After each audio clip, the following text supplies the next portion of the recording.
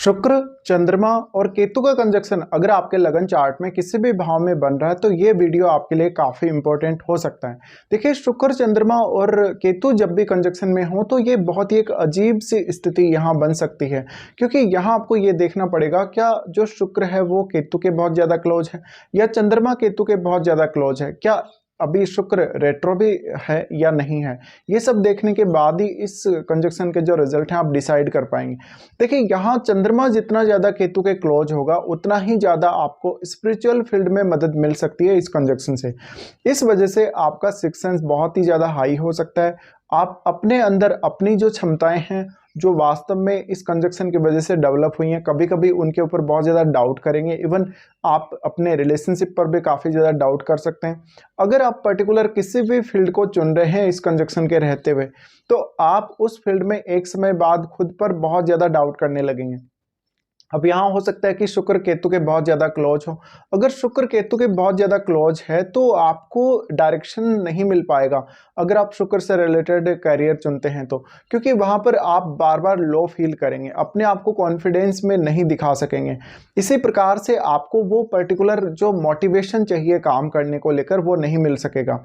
ये कंजक्शन में जातक बहुत बार फ्रस्ट्रेटेड फील करेगा। इवन वो बहुत अच्छा परफॉर्मेंस कर पा रहा है, बहुत अच्छे से अपनी क्रिएटिविटी को सामने लेकर आ रहा है, उसके बावजूद भी वो बहुत ज़्यादा स्ट्रेस फील कर सकता है, क्योंकि यहाँ एक ऐसी प्यास डेवलप हो जाती है जो कभी बुझती ही नहीं है।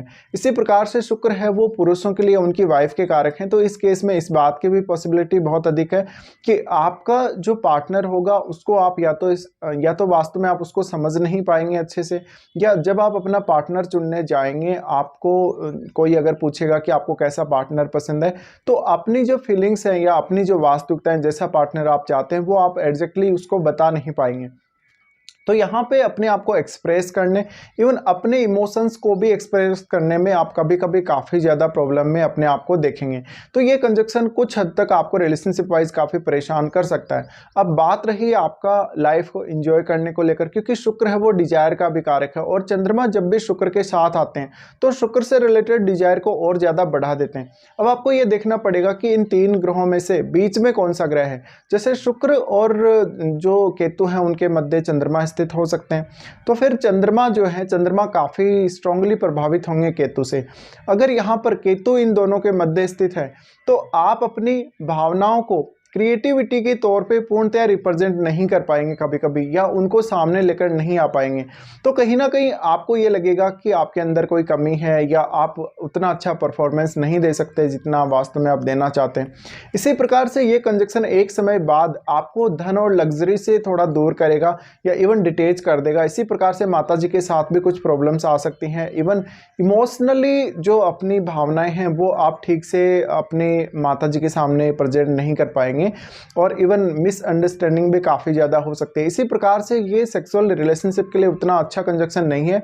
ये स्पिरिचुअल फील्ड में काम करने या मिस्टिसिज्म से रिलेटेड काम करने, अकल्ट से रिलेटेड काम करने के लिए काफ़ी अच्छा कंजक्शन साबित हो। पर्सनल रिलेशनशिप की या मैरिड लाइफ की, तो वहाँ पर ये कंजक्शन आपको बार बार काफ़ी ज़्यादा परेशानी देगा।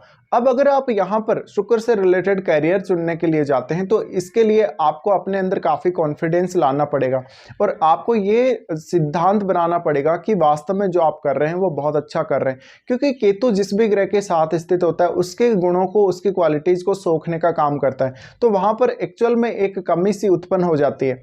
तो ये कंजक्शन में आपको ये भी देखना है कि किसी अदर प्लेनेट का प्रभाव यहाँ है या नहीं है। नॉर्मली यहाँ राहु का प्रभाव तो रहेगा ही रहेगा, क्योंकि राहु की दृष्टि भी इस कंजक्शन पे पड़ रही है।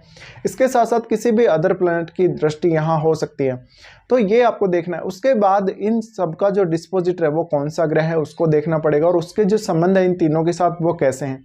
ये सब देखने के बाद वास्तव में आप इस निष्कर्ष पर पहुंच पाएंगे कि ये कंजक्शन से आपको क्या क्या रिजल्ट मिल सकते हैं।